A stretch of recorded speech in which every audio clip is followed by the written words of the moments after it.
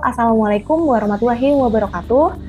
Di sini saya akan menjelaskan terkait dengan analisis SIPLAH untuk memenuhi tugas individu dalam mata kuliah manajemen pengadaan barang dan jasa.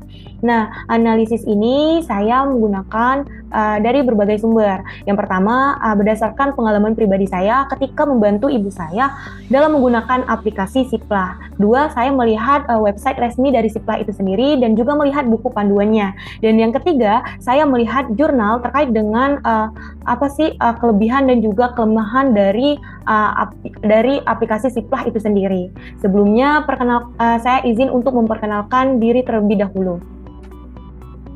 Perkenalkan, nama saya Rizka Rahmawati dari jurusan Ilmu Administrasi Publik Angkatan 2020. Pertama-tama, saya ingin mengucapkan terima kasih kepada Ibu Aulia Utami, SIP MSI, yang telah meluangkan waktu untuk melihat dan menilai video ini. Pun instruction dari tugas ini. Yang pertama, buatlah video pengadaan barang atau jasa pemerintah secara elektronik. Pilih salah satu saja yang akan dianalisis, bebas memilih tema misalnya sebagai contoh e-katalog.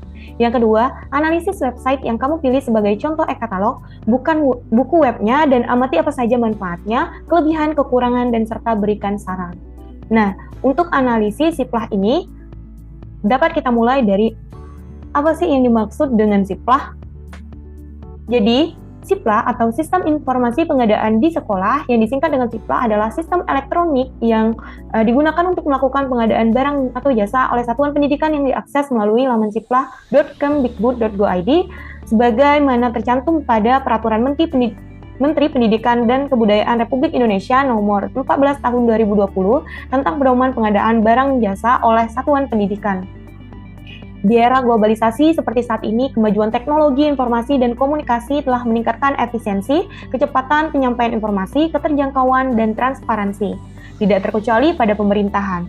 Pemerintah Indonesia telah mendorong penerapan e-government dengan pemanfaatan teknologi informasi dan komunikasi dalam proses pemerintahan untuk meningkatkan efisiensi, efektivitas, transparansi, dan akuntabilitas penyelenggaraan pemerintahan termasuk pada bidang pendidikan. Tekad itu tercermin dari beberapa kebijakan dan regulasi terkait e-government dan khususnya mengenai transaksi elektronik diantaranya seperti yang terlampir dalam video. Salah satunya seperti Perpres nomor 95 tahun 2018 tentang sistem pemerintahan berbasis elektronik.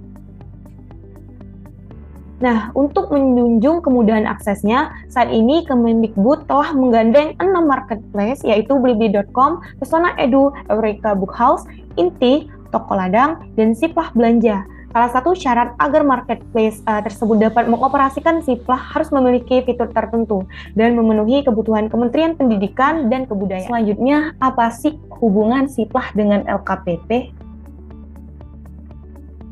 Keterkaitan SIPLAH dan LKPP dalam penyelenggaraan layanan pendidikan pada satuan pendidikan tidak hanya seputar kegiatan belajar mengajar, tetapi juga banyak hal lainnya. Di antaranya termasuk upaya pemenuhan sarana dan prasarana pembelajaran. Pemerintah terus mendorong pemenuhan sarana prasarana pembelajaran pada satuan pendidikan melalui berbagai instrumen bantuan. Di antaranya bantuan operasional sekolah atau dapat disingkat dengan BOS, dan bantuan operasional penyelenggaraan pendidikan anak usia dini atau BOP PAUD, dan lainnya yang dilengkapi dengan petunjuk teknis penggunaan dananya. Lembaga Kebijakan Pengadaan Barang Jasa Pemerintah atau LKPP telah banyak mengembangkan produk hukum dan peraturan turunan dari peraturan presiden ini. Kajian mendalam dilakukan LKPP terhadap penerapan regulasi ini pada proses pengadaan barang jasa di sekolah atau satuan pendidikan. Hasilnya dituangkan dalam surat LKPP nomor 7745-D.1/08/2018.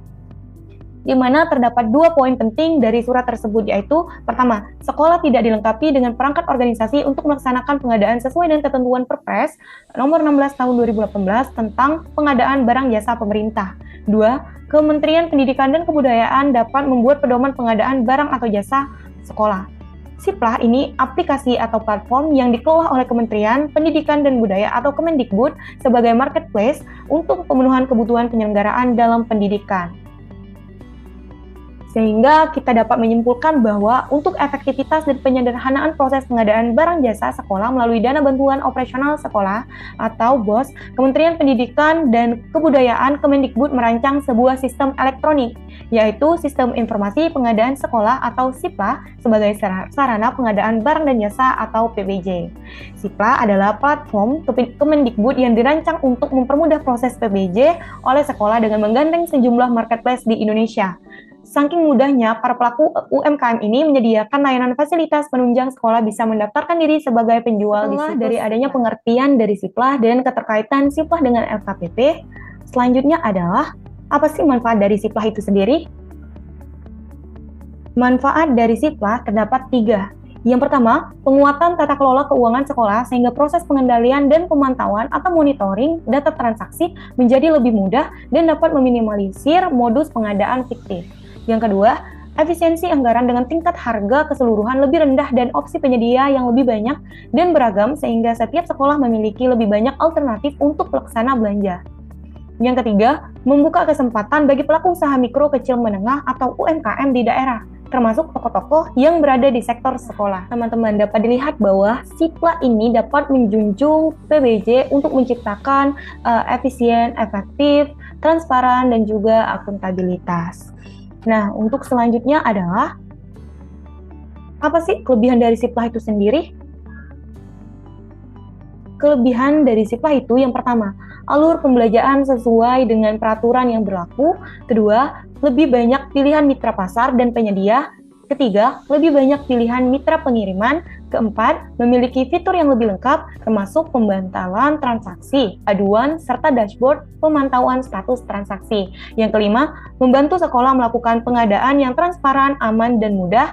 Keenam, turut membuka kesempatan bagi pelaku UMKM daerah untuk berpartisipasi. Dan yang terakhir adalah dapat mencegah adanya maladministrasi seperti perbuatan. Dari beberapa kelebihan SIPLA ini sendiri, tentunya ada beberapa kendala ataupun kelemahan dari aplikasi SIPLA ini. Nah, dari itu, apa sih kelemahan dari aplikasi SIPLA ini? Kelemahan dari aplikasi SIPLA ini yang pertama, tidak adanya fitur pemantau mengenai lokasi barang pemesanan pada proses paket diantar. Yang kedua, belum ditemukan fitur penambahan atau pengurangan barang pesanan sebelum transaksi.